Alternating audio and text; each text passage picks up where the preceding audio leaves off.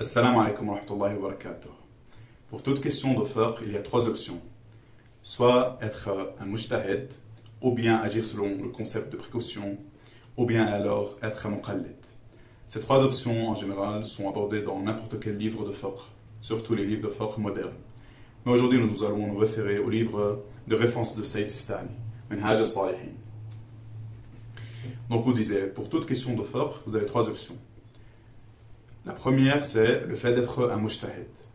Un mujtahid est un savant, un expert en fiqh, qui a la compétence de déduire et tirer les règles de fiqh à partir des textes religieux et avec les autres outils disponibles pour cela. Et dans ce cas, il n'a pas besoin de faire le taqlid d'un autre marja ou bien d'agir selon le concept de précaution. Il peut agir selon ses propres avis. Parce qu'il est arrivé à ce niveau où il a maintenant la possibilité de tirer lui-même les règles à partir des textes religieux. Un bon exemple de mujtahid, c'est Sayyid Sistani par exemple. Sayyid Sistani n'a pas besoin de faire le taqlid d'un autre marja. Ça, c'est la première option. Alors, bien sûr, en pratique, les mujtahids sont en nombre très limité. La plupart des chiites et même la plupart des gens qui vont faire des études à al-Hawza n'arrivent pas à ce niveau. Un mujtahid, c'est vraiment un niveau très avancé de fiqh. C'est, on va dire, les dernières étapes à al-Hawza. Concrètement, la plupart des gens n'arrivent pas à ce niveau.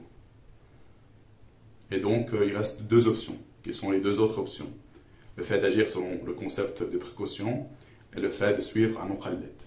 Le fait d'agir selon le concept de précaution. Sayyid Sistani dit que toute personne peut décider d'agir selon le concept de précaution. C'est-à-dire que pour une question donnée de fiqh, il rassemble tous les avis des savants qui existent sur cette question et il essaye de respecter tous les avis de ces savants. C'est pour ça qu'on dit que cette personne va agir selon le concept des précautions. Parce qu'il est en état de précaution, parce qu'il respecte tous les avis qui existent. Pour vous donner un exemple, une personne qui est en voyage. Et il a fait une certaine distance. Il se demande maintenant est-ce que je dois prier une prière complète ou bien une prière raccourcie. Et il va voir les avis qui existent. Certains savants disent oui, à partir de cette distance, tu dois prier une prière raccourcie. D'autres disent non, tu dois prier une prière complète. Le fait d'agir selon le concept de précaution, dans ce cas, cette personne devra d'abord prier la même prière, par exemple, Salat al-Dhuhr, de manière complète, donc 4 raka'at.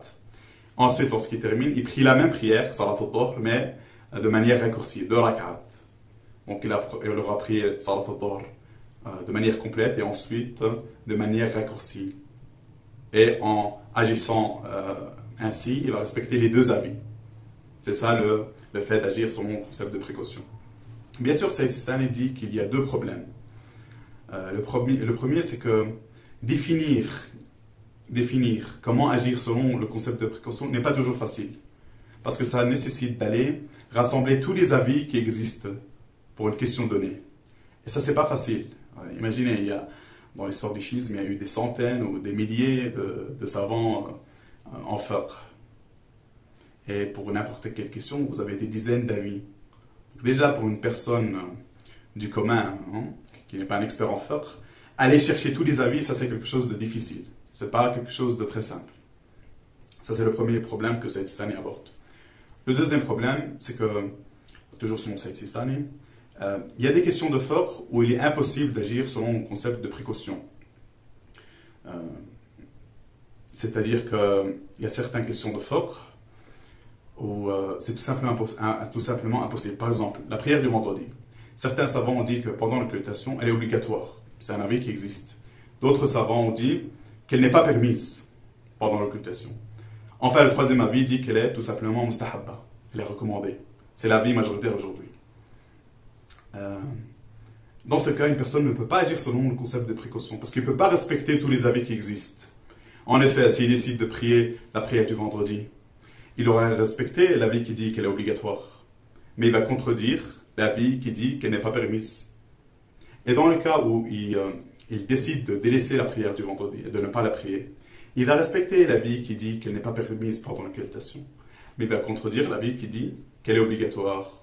Donc il y a tout simplement des questions de fiqh où il est tout simplement impossible d'agir selon le concept de précaution. Parce que des fois, les avis qui existent sur une question donnée sont tout simplement contradictoires entre eux. Enfin, nous avons la troisième option, qui est le fait d'être un muqallid, un suiveur, un imitateur. C'est-à-dire que pour les questions de fiqh, chaque personne, s'il n'est pas mujtahid et s'il n'agit pas selon le concept de précaution, alors il doit suivre un marja, être un muqallid. Il suit un marja qui est un mujtahid, qui remplit les conditions, et il suit les travaux de ce marja. Il suit les avis et les opinions de fiqh de ce marja.